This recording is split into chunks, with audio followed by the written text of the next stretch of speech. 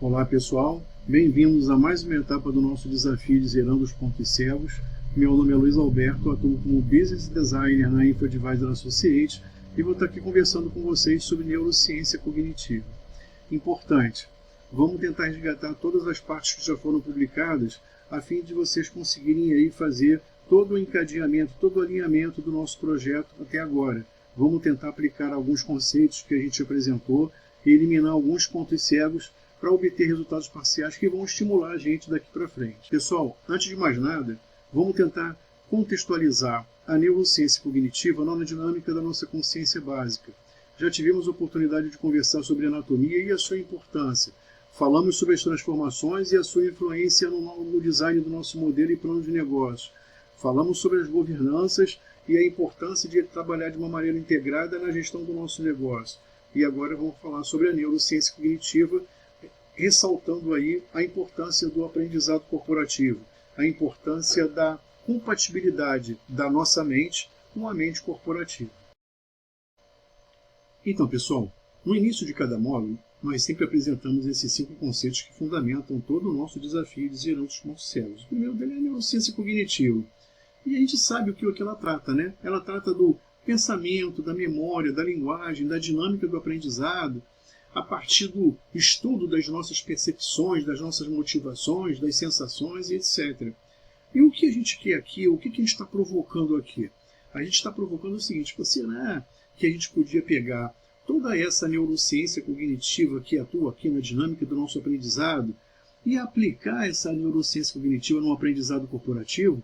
Será que a gente pode criar uma estrutura similar aqui, corporativa, para fazer dela uma extensão da nossa dinâmica de aprendizado, do nosso capital intelectual, e assim aproveitar aqui a sinergia de colaboração de todas as partes interessadas? Isso é super interessante, né, pessoal? Vamos tentar fazer isso e conversar sobre isso aqui durante o nosso desafio. Ponto cego. Pessoal, vocês já viram aí que o ponto cego é a nossa incapacidade de rastrear um elemento do negócio.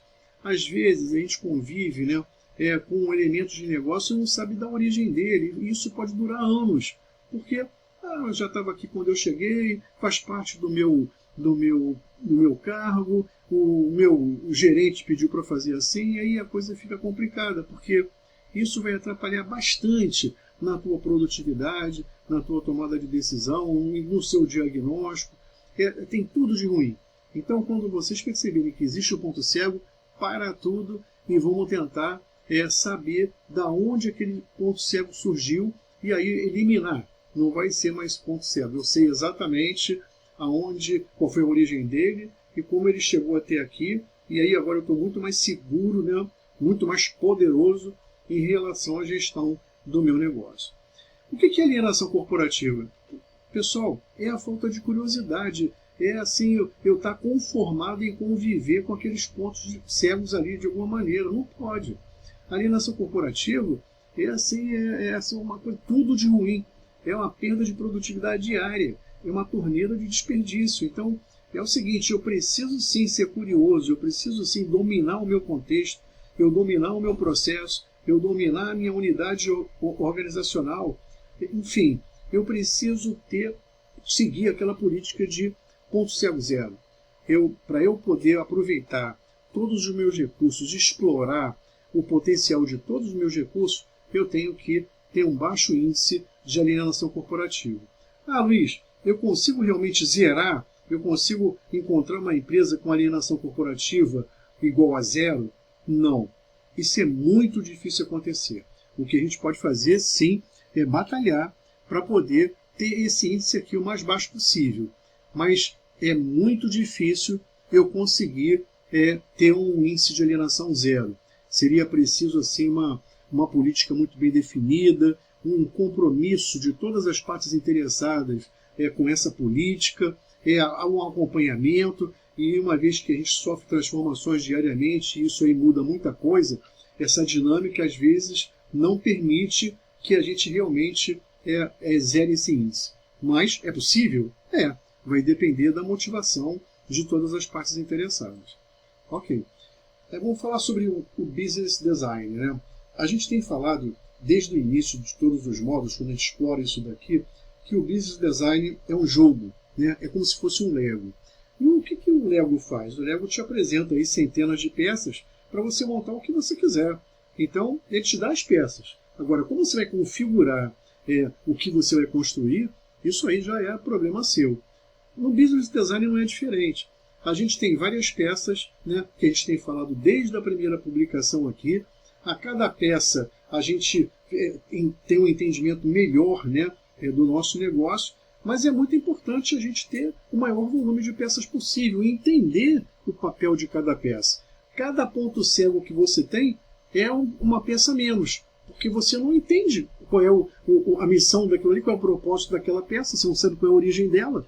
Então é muito importante a gente sempre aumentar o volume de peças para trabalhar com Business Design.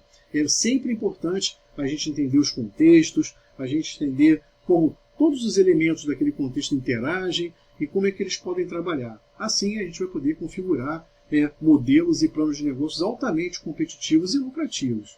Ok. E a neurociência cognitiva aplicada ao Business Design? Justamente isso é o nosso desafio, pessoal.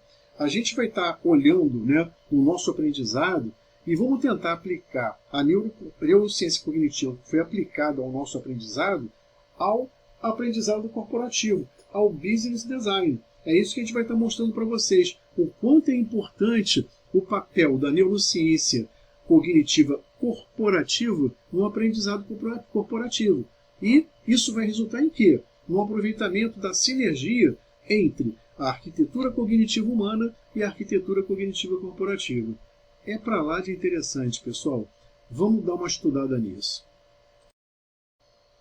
Bem, nesse módulo a gente vai estar conversando sobre neurociência cognitiva especificamente. E, como destaque, lá no final, quando a gente estiver terminando, a gente vai dar uma palavra para vocês sobre uma plataforma da neurociência cognitiva aplicada ao Business Design. Porque vocês devem estar se perguntando, Luiz, tá legal, você está apresentando aí dezenas, centenas de conceitos, várias abordagens que algumas delas a gente nunca viu. E como é que a gente faz para automatizar isso? Vamos colocar isso aí de uma maneira que esteja tudo alinhado, seja fácil da gente entender. Como é que se a gente quiser automatizar isso daí para facilitar o nosso trabalho, como é que a gente poderia fazer? É justamente sobre isso que a gente vai estar falando. A gente vai apresentar um protótipo de uma plataforma da neurociência aplicada ao Business Design. Aí vocês vão estar entendendo direitinho tudo isso que a gente está falando. Ok. Então, a neurociência cognitiva, na verdade, pessoal, ela tem se transformado numa ferramenta super importante, numa ferramenta estratégica super importante. Por quê? Porque ela diz respeito ao pensamento, ela diz respeito ao nivelamento do pensamento de todo mundo, ela diz respeito ao comportamento das pessoas, ela diz respeito ao aprendizado das pessoas.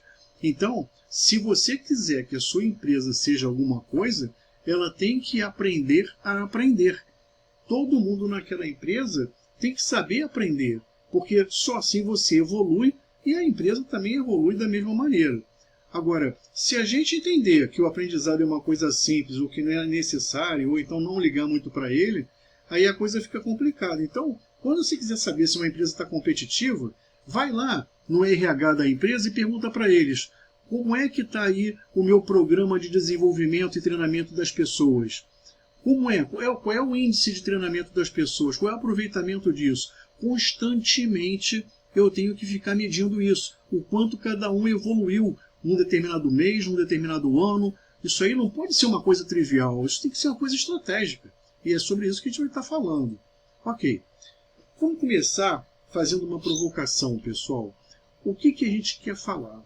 A gente tem que entender primeiro o que habita o nosso espaço mental, né? Quais são os elementos do nosso espaço mental. E aí, tentar fazer uma correlação entre esses elementos do nosso espaço mental com os elementos do espaço mental corporativo. É esse exercício que a gente vai estar fazendo o tempo todo. Ah, esse elemento aqui se chama isso na arquitetura cognitiva humana. Como é que ele pode ser referenciado na arquitetura cognitiva corporativa? Então a gente vai fazendo essa tradução, elemento por elemento, até a gente conseguir obter uma similaridade nessas duas arquiteturas e fazer da arquitetura cognitiva uma extensão da arquitetura cognitiva humana. Essa é que é a ideia, porque aí eu posso usar todo o potencial de todas as partes interessadas com uma extensão do meu próprio potencial. Pessoal, isso não tem preço. Então vou começar a tentar fazer isso. Agora, o que é importante vocês entenderem? Eu não vou estar dando aula aqui de neurociência cognitiva, de fisiologia e nem de anatomia do nosso espaço mental. Eu estou tentando colocar os elementos do modelo para que vocês possam pesquisar de acordo com a curiosidade de vocês e vocês possam pesquisar o que é isso que a gente está falando. Mas vocês vão ter um modelo mental muito, muito bem trabalhado e articulado, né, para vocês poderem aplicar aí no dia a dia de vocês. Bem, vamos começar falando dos nossos estados mentais, né? Então eu tenho 4 estados mentais: o instinto, a consciência, a inconsciência e a inteligência. Eu sempre vou tentar fazer uma analogia entre os estados mentais humanos e esses estados mentais corporativos. Vamos começar então com o instinto, né? Em cada um desses estados mentais, a gente tem tipos de raciocínio. Na realidade, o raciocínio é um elemento que configura, né, base do nosso pensamento, base do nosso comportamento. Então eu tenho aqui um estado mental de instinto, onde a gente, na verdade, já nasce, né? A gente não desenvolve o instinto, a gente já nasce com ele, é como se fosse um sistema operacional, já está tudo gravado lá.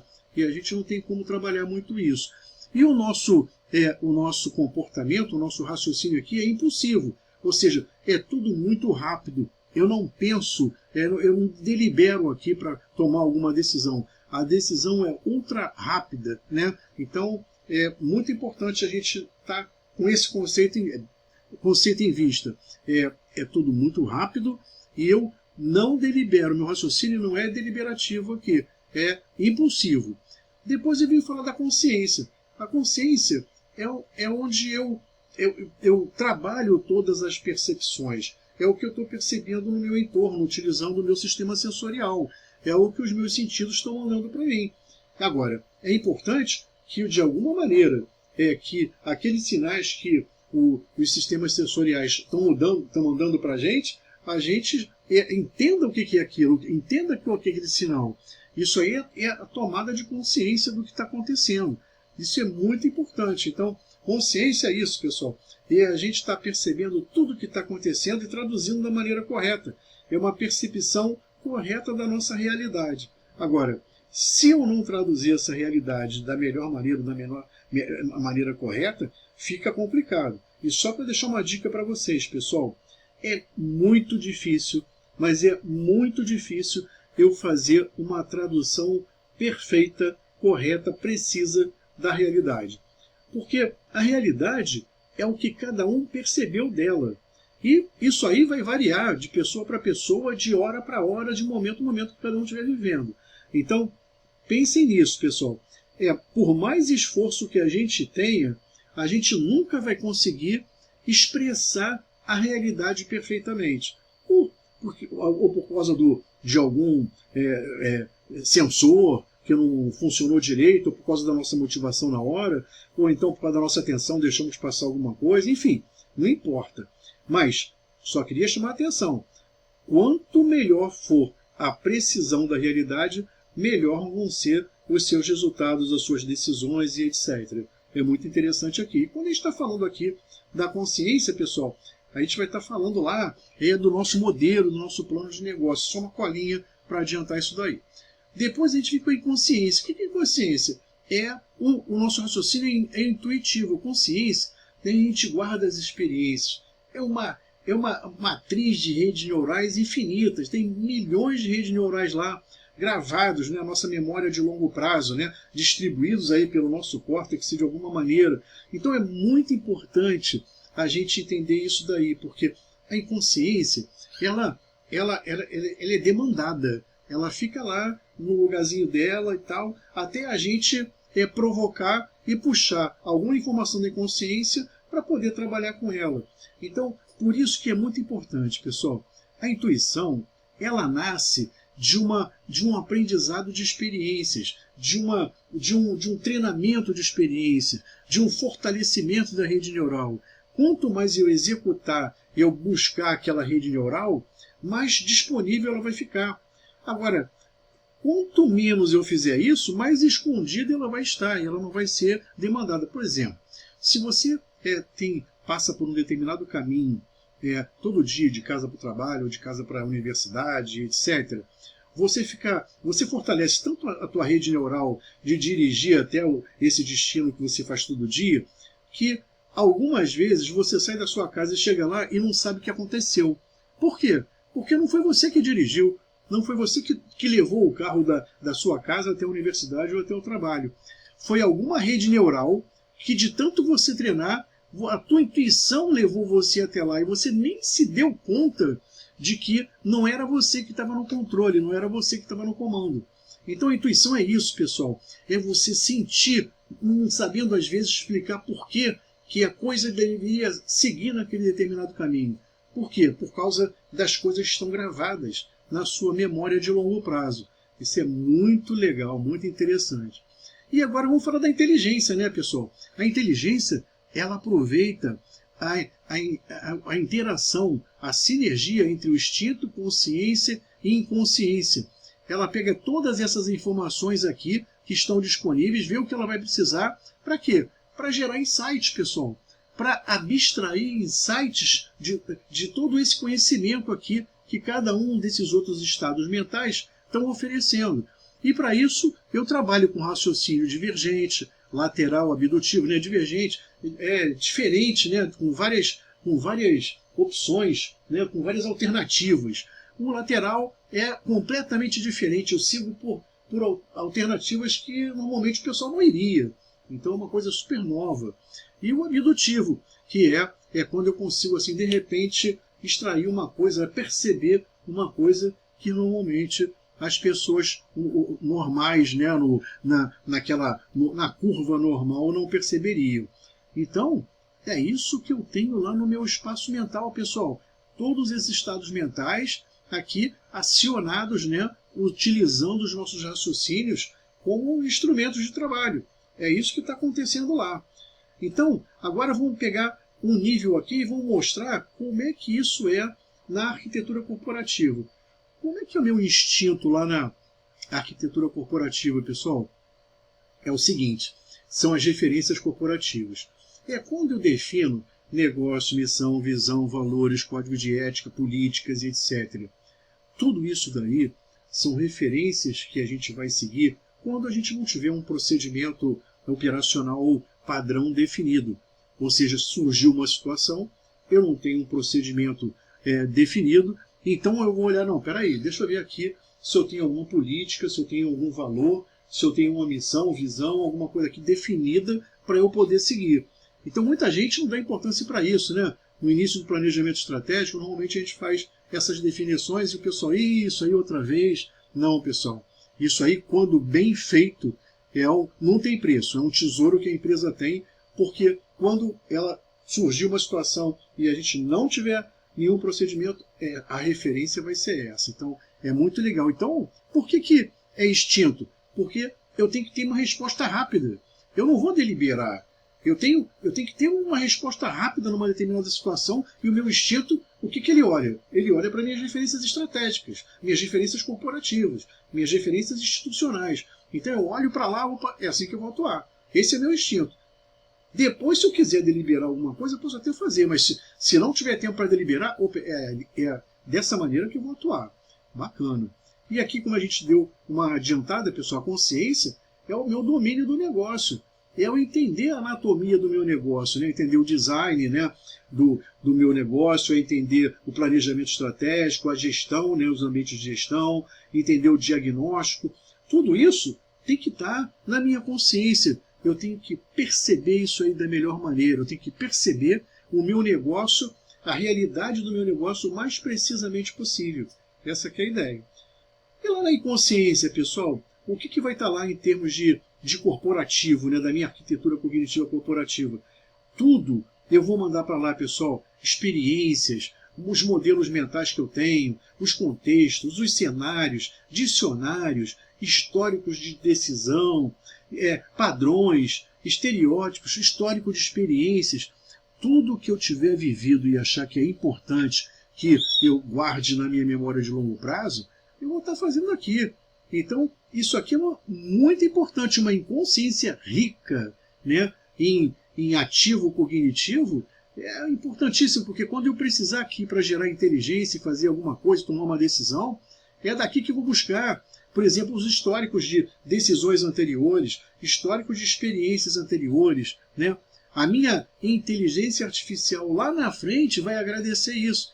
Toda essa disponibilidade de ativos cognitivos aqui na minha inconsciência. Então, é muito interessante. Estão entendendo, então, essa correspondência aqui entre essas duas arquiteturas? Como é que elas começam a surgir, então? Então, é só a gente seguir essa analogia. E aí vai dar tudo certo. Então, vamos conversar agora sobre memória, né, pessoal? Memória é tudo para o aprendizado. Se eu não tiver memória, eu não consigo aprender. Por quê?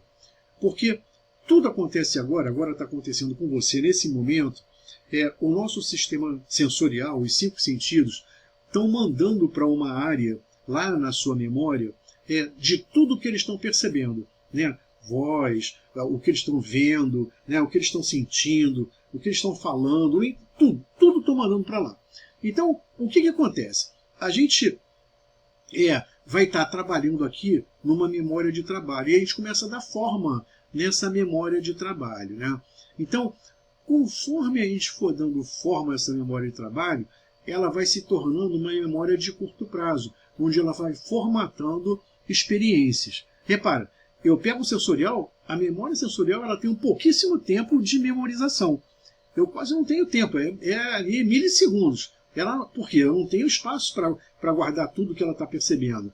Agora, quando eu quiser investir em alguma coisa que a memória sensorial mandou para mim, eu tenho que colocar aqui na minha memória de trabalho, já começa a dizer assim, olha, eu tenho interesse aqui nessa memória, nisso aqui que você me mandou, então isso aqui não pode jogar fora. O resto é tudo lixo, ele joga fora, não tem mais recuperação.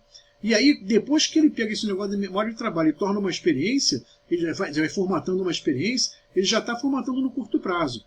E aí, essa memória de curto prazo precisa receber, assim, de alguma maneira, uma chancela. Precisa receber uma aprovação, um carimbo, para que ela seja guardada na nossa memória de longo prazo. E aí sim, está efetivado o nosso aprendizado.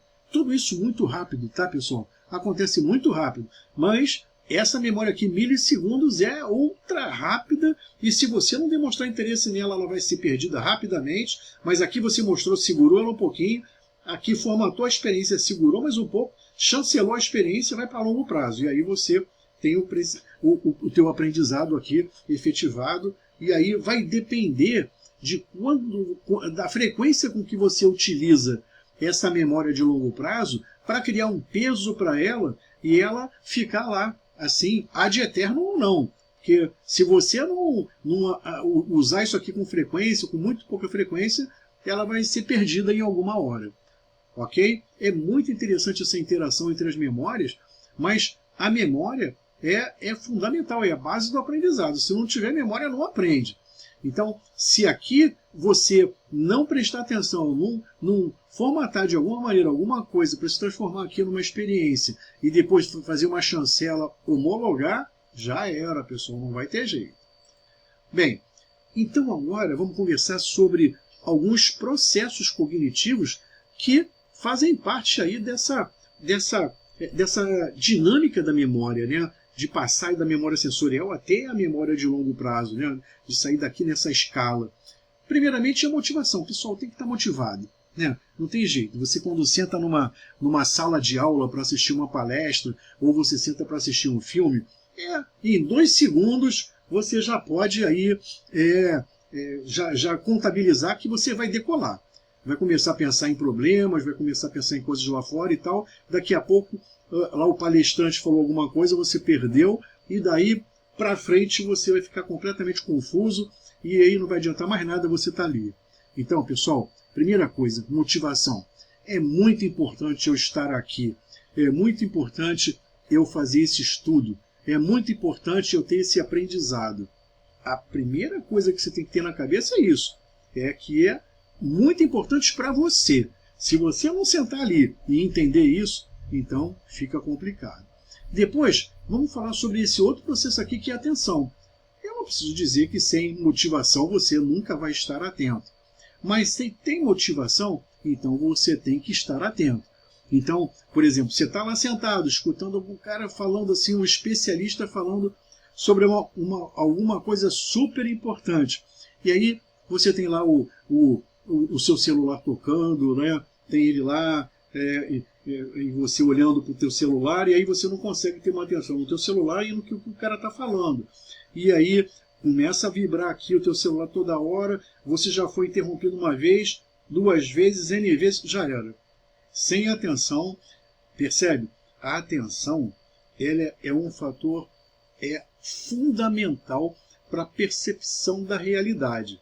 Se você não tiver atenção, você vai prejudicar a tua percepção.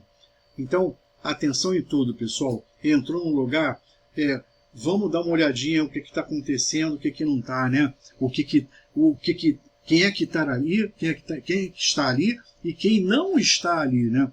Então, tudo importante. Se não tiver atenção, você não vai ter uma boa percepção. Então, foca, pessoal, foca. Tá a fim de fazer alguma coisa, tá numa atividade de aprendizado, foca. Você precisa de atenção. Uma coisa interessante aqui da atenção, pessoal, é o seguinte. Vocês mais tarde eu vou conversar com vocês sobre uma inteligência que é sobre metacognição. A metacognição é o seguinte, são processos cognitivos que administram esses processos cognitivos. Por exemplo, se você tem uma atenção e você percebe que de repente essa atenção está fugindo e você se policia para trazer você de volta, isso é metacognição. Por quê? Você está administrando o teu processo de atenção. Você percebeu que está querendo decolar e alguma coisa te fez sentar aqui direito na cadeira e prestar atenção. Isso é metacognição. É completamente involuntário, pessoal. Isso aí de alguma maneira, ele está ali, se eu tenho uma motivação muito grande, a metacognição de repente, está trabalhando. A metacognição existe aqui numa era de pré-consciência, na área de pré-consciência. Por quê? Porque é quando você percebe, toma controle da coisa, você está consciente daquilo. Então é muito legal esse negócio, é você perceber que não está sendo atento e a metacognição entra aqui para poder puxar você para poder fazer a atenção que é necessária. Legal. Percepção. O que é percepção, pessoal? Uma vez motivado, uma vez atento, eu posso perceber as coisas, posso perceber a realidade. Repare o seguinte, daqui para cá existe um filtro, sabe, pessoal? Quando você está atento e a tua percepção assim está a toda, você pode não estar escutando algumas coisas, você pode não estar vendo algumas coisas porque não te interessa. Existe um filtro daquilo que te interessa. A atenção está focada. Ela está focada naquilo que te interessa. Então a percepção vai ser só ali. Às vezes você é capaz de estar olhando alguma coisa para o teu palestrante sobre um assunto qualquer, um tema qualquer, e ter gente do teu lado conversando, falando atrás, na frente, e você nem está escutando o que esse pessoal do teu entorno está falando. Você nem percebeu. Pode ter um barulho externo, pode ter uma explosão externa, você não está nem aí. Você está focado e está percebendo aquilo que te interessa. Isso é muito importante, porque você se abstrai do teu meio ambiente em função daquilo que você está focado, está olhando, está percebendo. Treinar isso daí é muito importante. Então, olha, eu estou motivado, eu estou focado, e agora eu vou perceber naquilo que eu estou focado, vou estar ali só querendo ouvir coisas daquilo que me interessa realmente. Repara, isso aí é uma riqueza para a percepção da realidade. A tua realidade aqui vai ter super precisa. E por final, eu tenho as minhas experiências, né, pessoal? Claro. Então, olha, eu motivei, eu tenho a atenção, a percepção, e agora eu vou gravar aqui as minhas experiências. Isso é fundamental. Repara que a experiência ela é uma moeda de memorização. Por quê? Porque quando eu memorizo experiências. o formato da memorização é a experiência. Alinhado a essas experiências, eu tenho as minhas redes neurais, que vão lá estar colocando essa minha memória no longo prazo. E você sabe lá que o nosso córtex, né, é uma matriz de milhares de redes neurais. Eu vou estar colocando mais essa experiência lá. Então, é muito importante, pessoal, viver é ter experiências, pessoal. Isso aqui é fundamental, isso aqui é uma unidade de vida. Então, cada experiência que eu tenho e que for importante para eu guardar, eu vou estar guardando aqui na memória de longo prazo, dependendo do nível de importância que eu der a essas experiências. Pessoal, administrar esses 4 processos cognitivos aqui e ainda utilizar a metacognição para poder ajudar vocês a não fugir deles é fundamental no nosso espaço mental para que a gente possa aí perceber a realidade como ela tem que ser percebida. Agora, vamos falar de um outro elemento que também atua aqui no nosso espaço mental, que são os mecanismos cognitivos. Pessoal, todo mundo sabe, né, o Herbert Simon aí no livro Comportamento Administrativo falou, nós temos capacidade limitada. O nosso cérebro possui capacidade limitada. Ele não é capaz de processar tudo aquilo que a gente manda para ele processar. Então, para que existem esses mecanismos cognitivos? Justamente para isso, para aliviar essa sobrecarga cerebral, para aliviar essa sobrecarga de processamento. Então, os mecanismos cognitivos, quando surgem as situações, eles mandam alguma coisa para você no sentido, olha, aproveita isso aqui que você pode se dar bem. E, às vezes, você até se dá bem aproveitando aquilo ali. Mas é muito arriscado. Você sempre tem que ter aí os 2 pés atrás para verificar se o que esses mecanismos cognitivos estão sugerindo para você, se eles realmente são válidos. Então, a gente tem aqui vieses, né, que a gente traduz como erros sistemáticos, em função de ele está mandando para você alguma informação e que, de repente, você, porque o seu cérebro está sobrecarregado, você acaba aceitando, você não tem tempo para deliberar, então aí a coisa começa a ficar complicada. Aí você usa e pode se dar mal em função disso. Daqui a pouquinho eu vou estar conversando com vocês sobre mecanismos cognitivos e vou dar o exemplo do nosso dicionário aqui de mecanismos cognitivos. Tem vários. É fundamental vocês estarem utilizando um dicionário para saber que todo esse pessoal daqui, pessoal, está lá no nosso espaço mental, né? Eles estão aqui atuando no nosso espaço mental e às vezes a gente nem sabe, né? A gente está crente que está tomando uma decisão, que a gente deliberou aquela decisão. Nada. Na verdade, são os mecanismos cognitivos que, para aliviar o cérebro, mandou um atalho para vocês e vocês entraram no atalho e estão crentes que vocês não estão no controle. E não estão, né? Não estão no controle, não. Quem está no controle é o mecanismo cognitivo. Vamos falar sobre isso também. Então, pessoal, agora eu queria falar sobre um elemento que é muito interessante. Ele também atua na área de pré-consciência, que são habilidades cognitivas. São coisas que a gente tem, né, que a gente desenvolve, que a gente aplica muito aqui no nosso espaço mental. Vou dar um exemplo agora para vocês, mas depois lá na frente eu vou estar falando mais, vou apresentar um maior número de habilidades cognitivas. Vamos falar sobre uma que é muito importante, que é o diagnóstico. Por que eu digo que ele está na área de pré-consciência? Porque, pessoal, se você reparar bem, a gente não faz outra coisa se não fazer diagnóstico. Para tudo a gente faz diagnóstico. Por quê? A gente está tomando decisão toda hora. A gente vive tomando decisão e para tomar decisão tem que ter diagnóstico sobre alguma coisa. Decisão é uma escolha. Uma escolha baseada em alguma coisa que você deliberou, a não ser que você esteja no instinto, porque aí não tem deliberação. Mas se deliberou, você escolheu, analisou lá os seus sintomas, né, suas hipóteses, examinou, criou o diagnóstico, viu as causas, consequências, etc. Isso aí a gente faz num piscar de olhos. Por exemplo, vai atravessar a rua, está fazendo diagnóstico. Vai no supermercado comprar alguma coisa, está fazendo diagnóstico. Vai escolher uma oportunidade de emprego, está fazendo diagnóstico. Vai seguir uma rota com o seu carro, pegar um determinado caminho, vai seguir um diagnóstico. Então, pessoal, para tudo tem um diagnóstico, para tudo. Então, isso é uma habilidade cognitiva que está ali atuando no teu espaço mental para você desafogar a sobrecarga do cérebro e não fazer que ele tenha que fazer cálculos, que tenha que seguir outros caminhos que demorariam mais para ele poder buscar a solução. Só para vocês terem uma ideia, pessoal, falando aqui de diagnóstico, a gente tem mais de 40 métodos de diagnósticos registrados aqui. Todo mundo pensa que diagnóstico é uma rotina de investigação só, é um método de investigação só. Não é, pessoal. É assim, uma disciplina super interessante, que é a disciplina aí, que é a ferramenta da inteligência. Isso a inteligência utiliza toda hora, diagnóstico organizacional. Para tudo, a inteligência está olhando para ver, para entender o significado do conhecimento, para entender o que aquilo ali vai acarretar, né, no modelo de negócio ou no plano de negócio da empresa. É muito interessante isso aqui também, mais um elemento aqui no nosso espaço mental.